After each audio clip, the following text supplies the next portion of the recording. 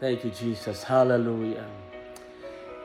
May the grace and the peace of our Lord Jesus Christ be with us all. Good evening po sa inyong lahat. Welcome to our unshakable journey. Nasa day 47 na po tayo ng ating paglalakbay. Deeply rooted in Christ. Hallelujah. Ang isa-share ko po sa inyo at nais basahin ay sa Revelation chapter 3, verse 14 hanggang 21. May mga nagsasabi, mga Bible scholar, that yung Revelation chapter 3, verse 14, which is the Laodicean church, is very prophetic and it illustrates what will be the condition of the church in the last days, the spiritual condition of the church. Sapagat marami mga churches magiging mayaman, high-tech, no? Nasa kanan lahat ng bagay, mga gadget, no? Mga lights, sounds, LED, mga gamit na pagpapaganda ng sound ng church. Yung danger na tayo ay ma-entertain, ma-focus doon sa bagay na noon at ma-miss natin yung presence ni Jesus. Yung masanay tayo sa mga bagay ng mundo na akala natin tayong talagang okay na okay tayo. Pero sa worship pala, sa loob ng church, wala na si Jesus. We can no longer differentiate between having the presence of the Lord and not having His presence. Kasi sa Revelation chapter 3, verse 20, ating makikita si Jesus wala sa loob ng church. And still people are enjoying church, worshiping, singing praises, enjoying. But the one they worship is no longer inside the church.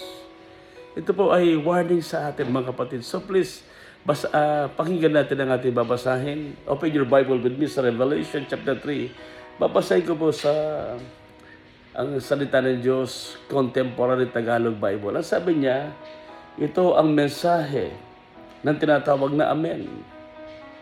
Ang tapat at tunay na saksi. In other words, ito yung nakikita ni Jesus sa 7 churches at siya saksi sa totoong kondisyon ng bawat simbahan, ng bawat Kristiyano. Sabi niya rito, siya ang pinagmulan ng lahat ng nilalang ng Diyos. In other words, walang nalikha without Him. In the beginning was the Word, and the Word was with God, and the Word was God. And through Him, everything was made, and nothing was created without Him. Kaya sabi niya, itong word ni Jesus, alam ko ang mga ginagawa ninyo. I know your works, sabi niya. Alam kong hindi kayo malamig o mainit. Gusto ko sanang malamig kayo o mainit. Ngunit dahil maligamgam kayo, isusuko ko kayo. Ano ba yung pagkakaiba ng malamig, mainit at maligamgam? Yung malamig, alam mo na you need revival. You need the presence of God. You need the touch of God. Yun ang pong malamig, yung malamig, alam mo, you need revival, restoration, renewal. Yun ang pong mainit, ay alam mo, na-revive ka, you're on fire. Pero yung maligamgam, hindi mo alam. Ang yung totoong spiritual na kondisyon. Hindi ka malamig, hindi ka mainit, maligamgam. At ang mga maligamgam, nakafocus yan sa mga material. They don't pursue Jesus. They don't make effort to seek His face. They are just maligamgam. Lukewarm, satisfied, lukewarm church. Bakit? Kasi kompleto naman sila eh. They don't need God. They don't need the presence. They don't need the Word. They just enjoy the things in the church, in their life, in their family. Na okay naman sila. Bakit pa sila magpapapagod? Bakit pa sila magpa-fasting, magpipray, magsusumikap, maglilingkod? Okay naman, member sila ng church. Kaya sabi ni Jesus, dahil hindi ka malamig, sabi niya, o mainit, ikaw ay maligamgam, sabi niya. Siyempre, kasuka-suka sila. Sana gusto ko sanang malamig kayo o mainit. Ngunit dahil maligamgam kayo, sabi niya, isusuka ko kayo.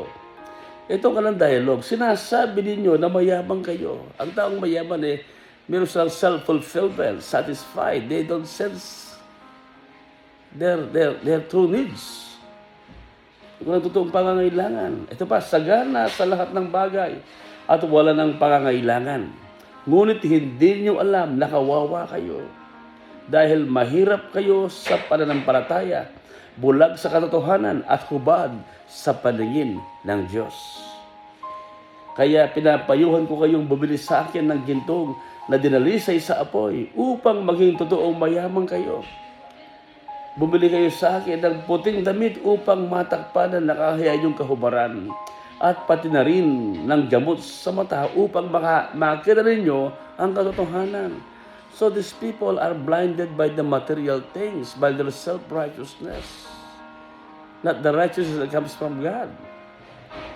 Kaya sabi niya rito, ang lahat ng minamahal ko ay tinutuwid ko at dinidisiplina. Kaya magsisi kayo at ituwid ang ugali ninyo, sabi niya. Magsisi at ituwid ang ugali ninyo. And then, pa sinasabi ni Jesus, narito ako sa labas ng pintuan ninyo at kumakatok. In other words, wala na siyang lugar sa church. At ang nakakatakot, hindi man alam ng mga tao ito, hindi na nasa-sense yung between having Jesus at not having Jesus in their midst. Yes, they praise, they worship, they do church, but the presence, the Lord, is no longer in their midst. Kaya sabi niya rito, kung may makinig, if anyone hears, ay hindi sabi. In other words, hindi rin buong church ang tinatawagan. Sabi niya, kahit isa na lang, if anyone hears my voice, sabi niya, and open, buksan na ka ng pintuan, papasok ako. Sabi niya sa Tagalog, darito ako nasa labas ng pintuan ninyo at kumakatok. Kung may makarinig sa akin at buksan ang pinto, papasok ako at magsasalo kami sa pagkain. Ang magtatagumpay ay paupuin ko sa tabi ng aking trono, tulad ng aking pagtatagumpay at nakupo sa tabi ng trono ng aking Ama. Imagine that. Isipin natin sandali. Si Jesus nasa labas, wala sa loob, kumakatok. Mga kapatid, dalangin natin, huwag maging ganun ang church natin. Bantayan natin ang ating spiritual na buhay. Tayo ba'y mainit, malamig, o maligam-gam? Sabi ni Jesus, sana maligam-gam na lang o mainit. Sana malamig na lang o mainit, huwag maligam-gam. Kasi pag malamig ka, alam mo yung kailangan mo. Kailangan mo ng apoy, kailangan mo ng jacket, di ba? Ng heater. No? Pag apoy ka naman, mainit ka. Wow! Randa mo kung gusto mong maglingkod, tumodo. Gawin lahat para kay Jesus. Pero pag maligam-gam ka, self-satisfied, okay ka lang. Dalayan ko po sa gabi ito, especially Christ in your church. Bantayan natin ang church. Amen? Always expect more. Let us always pray more, worship more, desire more, the presence of God. Welcome the Holy Spirit. And through Jesus, honor the Father. God bless everyone. God bless everyone. I declare healing in your life. Amen and amen. Love you po. Shalom. May the grace and the peace of our Lord Jesus Christ be with you always. God bless. Bye-bye po.